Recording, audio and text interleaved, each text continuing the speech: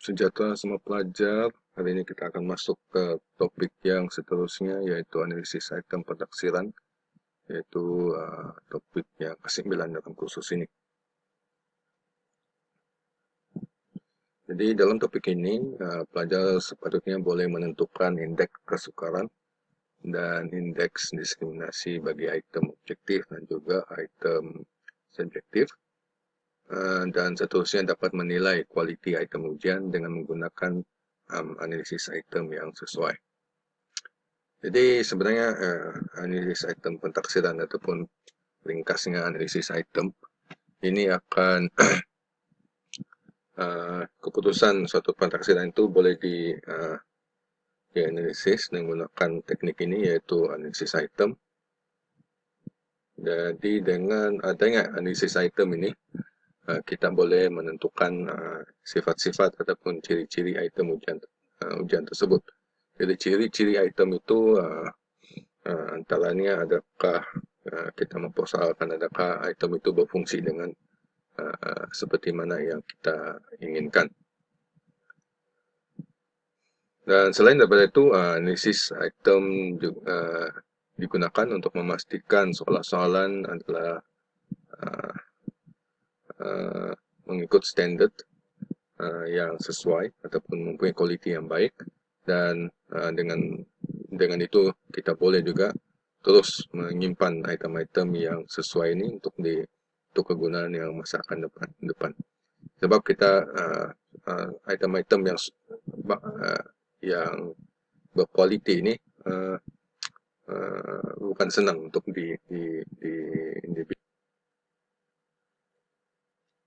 Jadi dengan kata yang lain, item analisis ini akan menilai kualiti item ujian, yaitu fungsi item tersebutlah. Okay. So, itu kepentingan item analisis item ini dalam pengujian. Analisis item boleh dilaksanakan dengan menggunakan dua kaedah yang utama, yaitu item response theory (IRT) dan yang seterusnya yaitu model klasik. Jadi dalam kita punya kursus ini kita hanya menumpukan kepada model klasik untuk melaksanakan item analisis ini. So item analisis ini kita mempunyai dua ukuran ataupun indeks, yaitu indeks kesukaran, dan dalam bahasa Inggrisnya lebih kadang-kadang dikenali sebagai facility index, dan juga disebut juga sebagai difficulty index. Jadi di sinilah apa yang dikatakan apabila dua perkataan ini, kesukaran dan juga facility dan juga difficulty itu menjadi satu benda yang sama. Dan seterusnya yaitu indeks diskriminasi yang kita panggil sebagai discrimination index. Jadi ini adalah dua analisis item yang paling penting. Okay. Dan yang seterusnya yaitu analisis pilihan jawaban. Ini untuk item-item aneka pilihan yang memerlukan kita menilai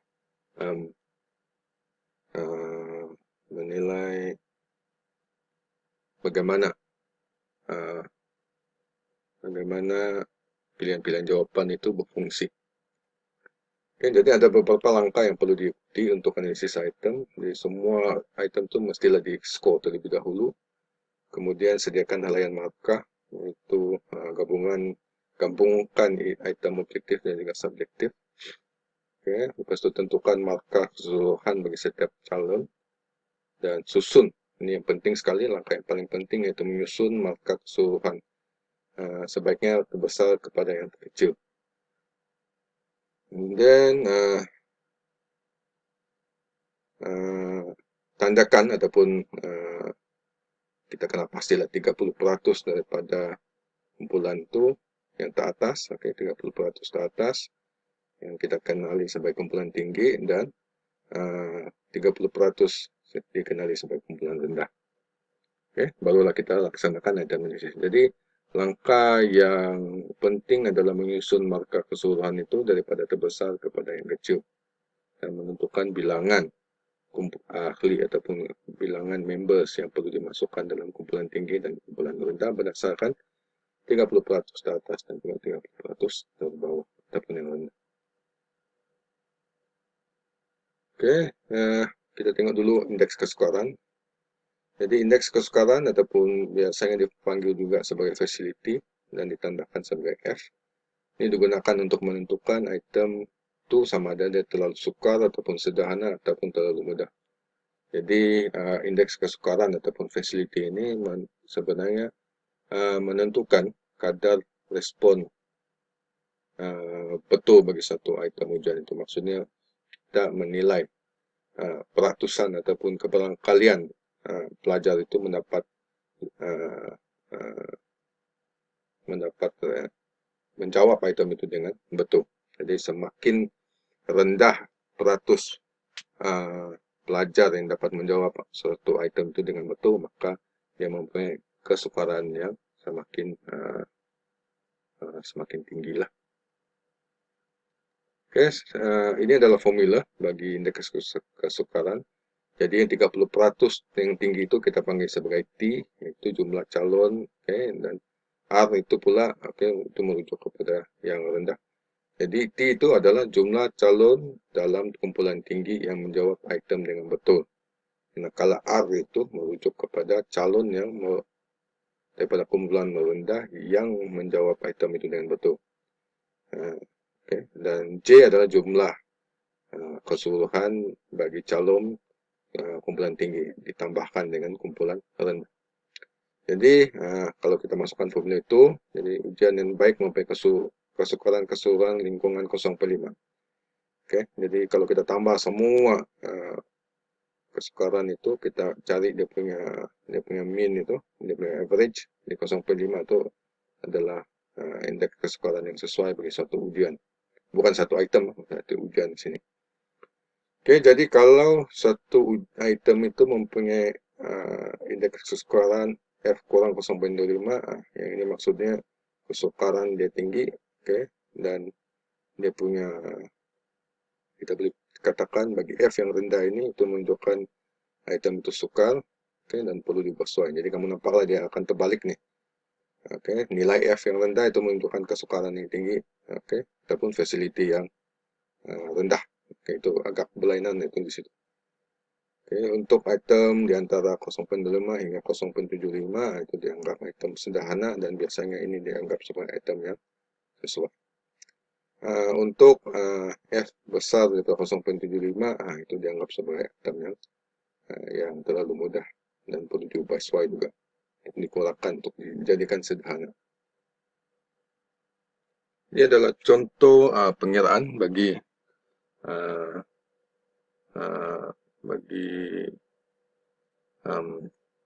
pengiraan indeks kesukaran. Jadi kalau kita lihat di sini, ini adalah pilihan jawaban A, B, C, dan D, dan C itu adalah pilihan jawaban. Jadi jumlah daripada kumpulan tinggi itu masing-masing 25 dan 25. Biasanya adalah bilangan yang sama lah dengan tidak sama. Jadi kita lihat sini ada 10 orang yang menjawab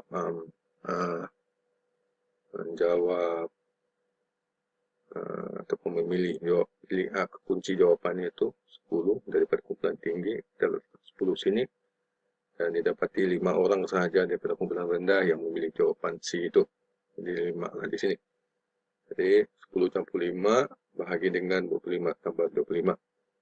Jadi 15 bahagi 50 kita akan dapat 0,30. Jadi ini boleh kita katakan item ini mempunyai indeks kesukaran yang sederhana dan sesuai untuk diterima dan disimpan.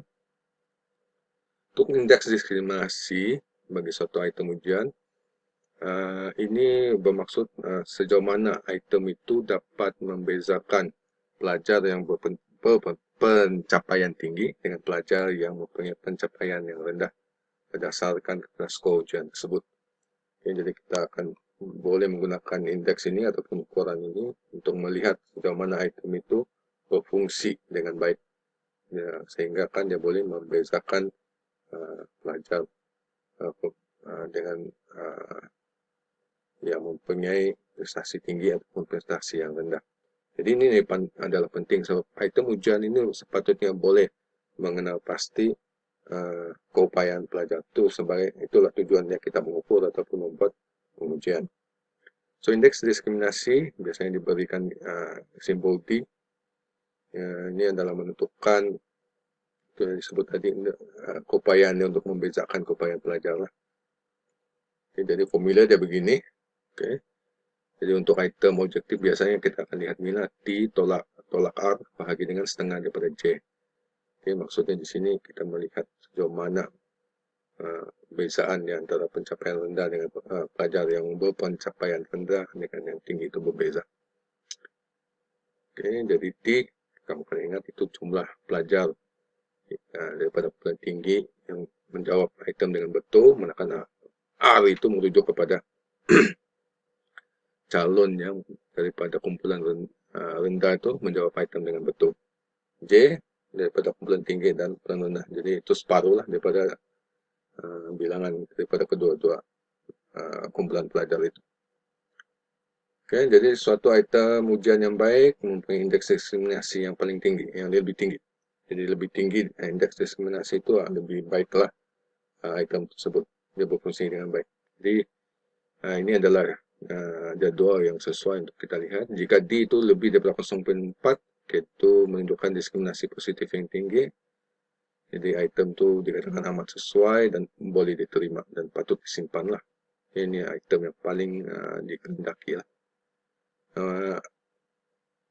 Untuk item di antara 0.2 dengan diskriminasi indeks di antara 0.2 dengan 0.4 itu diskriminasi positif yang sederhana tinggi pun dia positif lah, sederhana tinggi. Jadi kita mengkali perlu ubah sesuai item itulah dan boleh digunakan lagi lah. Untuk item di antara sifar hingga 0.20 diskriminasi positif yang rendah. Jadi item seperti ini boleh ditulis semula ataupun diperbaiki. Okay. Tetapi ada masa tertentu indeks diskriminasi itu akan menjadi negatif. Jadi ini bermakna kita dapati lebih ramai kumpulan pelajar yang daripada kumpulan rendah itu menunjukkan prestasi yang lebih baik dari kumpulan yang tinggi bagi item tersebut. Jadi item ini biasanya tidak sesuai dan perlu dibuang, tetapi perlu dilihat semula sama ada barangkali kita membuat kesilapan di mana pelajar item tersebut mempunyai pilihan jawapan yang kita salah ataupun mempunyai kesilapan, kita memberikan yang pilihan jawapan itu yang kita anggap sebagai jawapan, okay, kunci jawapan itu sebenarnya adalah pengganggu sahaja. Okay, yang pengganggu yang kita ingat pengganggu itu sebenarnya adalah suatu kekunci jawapan di mana yang dipilih lebih ramai daripada kalangan pelajar yang daripada kumpulan tinggi. Jadi kena semak balik sama ada item itu betul-betul ditanda ataupun diberikan skor dengan betul. Jadi kalau sudah betul, jadi item itu mempunyai masalah dan perlu dibuang. Oke, ini adalah contoh pengiraan. Kita menggunakan contoh yang sama juga tadi. Okay. Kumpulan tinggi 25 orang, rendah 25 orang. Dengan kekunci jawaban adalah C. Okay. Jadi kita tolak saja 10 tolak 5 dan kita bahagi dengan 25. So ini adalah samaran. Jadi tidak perlu lagi bahagi 2. Jadi sebenarnya 50 bahagi 2 adalah 25. Okay, jadi kamu akan dapat 0.2. Jadi item ini mempunyai indeks diskriminasi sederhana positif. Boleh diterima tapi perlu diubah sesuai ataupun diperbaiki. Biasanya kita lihat dia punya pilihan jawapan lah. Oke, analisis yang seterusnya adalah analisis pilihan jawapan. Oke, yang dikenali sebagai distractor analysis ataupun analisis pengganggu. Tapi saya memilih analisis pilihan jawapan lah. Jadi ini adalah penting kerana biasanya analisis ini akan memberikan maklumat kita mengapa nilai F dan D kita itu mempunyai masalah. Jadi sedikit sebanyak pilihan jawaban ini akan mempengaruhi nilai F dan D itu. Oke, jadi secara teorinya kunci jawaban sepatutnya dipilih lebih ramai atau lebih kerap oleh calon kumpulan tinggi. Oke, manakala pengganggu yang baik pula lebih kerap dipilih oleh calon kumpulan yang rendah. Kalau pengganggu yang lemah dipilih lebih kerap oleh calon kumpulan tinggi, lemah ataupun tidak berfungsi lah, yang mengarirkan. Dan pengganggu yang tidak berfungsi tidak dipilih langsung sama ada daripada calon kumpulan tinggi ataupun kumpulan. Jadi kita lihat yang inilah yang bahagia nih. Kalau pengganggu yang lemah tuh kita perlu lihat kenapa sih. Mesti ada kesilapan di situ. Oke. Jadi kita guna contoh yang sama juga daripada item tadi. Oke. Lebih kurang sama lah, bukan sama betul. Oke. Jadi kalau di sini ada I, kumpulan tinggi I, kumpulan rendah I, di sini kosong. Jadi ini adalah pengganggu yang tidak berfungsi. Untuk E, pengganggu yang baik. Oke. Lebih ramai kumpulan rendah yang memilih. Untuk B, itu dianggap sebagai pengganggu yang lemah sebab lebih ramai kumpulan tinggi yang memilih jawaban B. C, kena pastikanlah dia misi positif. Ini akan dilihat dari segi indeks diskriminasi dia. D, juga pengganggu yang baiklah sebab lebih ramai kumpulan rendah yang menjawab. Oke, jadi itu kita lihat bagaimana kita melihat ataupun menilai pilihan jawaban. Untuk item subjektif pula, kita sebenarnya boleh item subjektif ini sebenarnya boleh dikira juga indeks kesukaran dan diskriminasi dia dengan ide yang sama. Cuma hari sekarang ini, T itu merujuk kepada jumlah skor, bukan bilangan pelajar. Sekarang ini adalah jumlah skor dalam kumpulan tinggi. R itu pula jumlah skor dalam kumpulan rendah. Jadi ini sebenarnya setara juga dengan yang objektif tadi. Bilangan pelajar yang menjawab item itu dengan betul itu merupakan jumlah skor kumpulan tinggi bagi item objektif. Sama saja benda itu. Ini sekarang kita gunakan terus kepada skor. Oke, yang T adalah skor maksimum bagi kumpulan tinggi dan kumpulan rendah. Jadi yang macam 25 tadi itu merujuk kepada jumlah skor maksimum bagi kumpulan tinggi dan rendah itu masing-masing lah. Oke. Dia sebenarnya bukannya semata-mata ataupun dia bukan memang hanya bergantung pada bilangan. So, bilangan pelajar itu akan memberikan gambaran ataupun memberikan maklumat mengenai skor daripada kumpulan tinggi dan rendah itu sebenarnya sama saja. Oke. Ini kita tengok contoh di sini. Ini adalah 5 item di sini. Oke. Jadi di sini ada 5 orang, 1, 2, 3, 4, 5, 6, maka ada 6 orang calon kumpulan tinggi, 6 orang calon kumpulan rendah. Jadi anggap setiap item itu 20 markah. Oke, jadi 20 markah di situ. Jadi untuk kumpulan tinggi 20 kali 6 ada 120 markah. Maksimum dia itu adalah kumpulan tinggi dengan maksimum markah yang sama. Kumpulan rendah pun sama lah. Sebab 1, 2, 3, 4, 5, 6. 6 kali 120 kita akan dapat jumlah markah maksimum daripada kedua-dua kumpulan itu adalah masing-masing 120 markah. Oke, jadi markah calon kumpulan tinggi ini masing-masing begitu 16, 7, 10, 16, 17, 10. Jadi kita tambahkan yang itu. Untuk item 1 kumpulan rendah pun sama, kita tambahkan ke semua. Kita tambah semua itu, barulah kamu boleh cari nilai T. Jadi T itu kumpulan tinggi kan, itu 76, 74, 62, 68, 63 masing-masing lah. Ini setiap item.